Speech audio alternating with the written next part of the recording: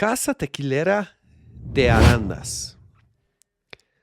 It is also one of those distilleries where you might think you don't know it, but they actually became quite well known for hosting the brand Mijenta, which is growing popular tequila in the US.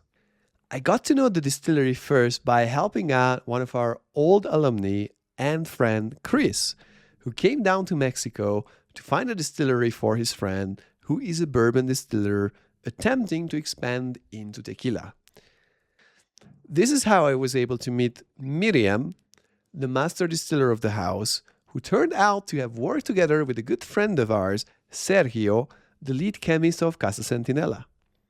As they say, we live in a small world. So I asked if we could come by and document the visit, and they were kind enough to allow us around. Much like in our visit at El Paisano, Casa Tequilera de Arandas is not a typical tourist destination, guys, for tours. They normally receive visitors when one of the brands bring them. As such, it is quite a privilege that they took the time to cater for us, and a big thanks to the team.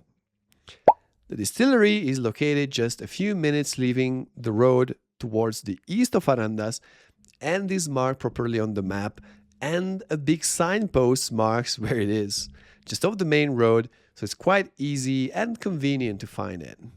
Much like during my first visit, Lorena accompanied us and provided us guidance and assistance. She knows the distillery quite well, so I was able to have a very good chat with her.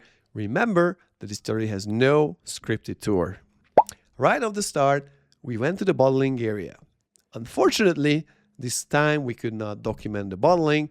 There was a special brand with a special request not to take videos. In any case, the bottling area is very big and is mostly semi-automatic, so there's a motorized line, but much of the process is still done by hands. Then we went to the hydrolysis or cooking area. They have a lot of autoclaves. I don't think I have seen this many in one place before.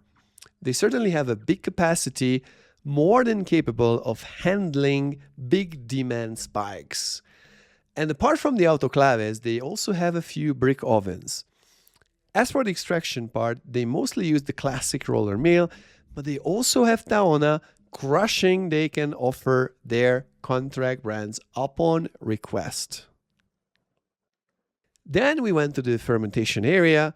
Lorena kindly asked us if we were interested in seeing the mosto close up, and we took up on the opportunity. I really enjoyed the smell up there, and we were able to observe the fermenting mosto in different stages. Then we went past the barrel room. They host several different types of barrels, as they manage over 30 brands, each with their own unique needs. Then the next station was the distillation room. They seem to have separated the first and second distillation from each other by location. So there was a section of stainless steel stills used purely for the first distillation to get the so-called ordinario, and walking past by it was a section of stills purely for the second distillation to get tequila. Lorena was kind to allow us to smell both the ordinario and the tequila. The ordinario was quite punchy as the distillation had just started, so it was still at the higher end of the alcohol level instead of the final lower ABV. Then we asked if we could get a taste of some of their house tequilas. Lorena kindly brought us the house brands to try, which were the El Brindis Mexicano and the Tradición Azul. The Brindis Mexicano is meant to be the cocktail-oriented tequila at a lower ABV, while the Tradición Azul is the house's flagship. Tried the Blanco of each expression and the Añejo of Tradición Azul. The Blanco tequila of Tradición Azul was quite unique.